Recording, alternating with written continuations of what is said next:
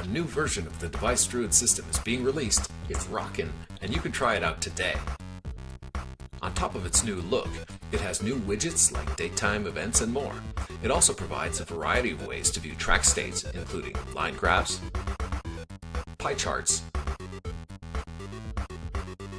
real-time values, and changelogs.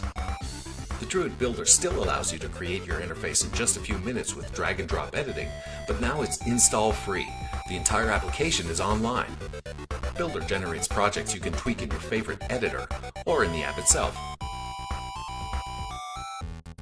Network, Bluetooth, and a mobile version are all coming fast, and you can try it all out right now by following the links below or heading to the Device Druid website.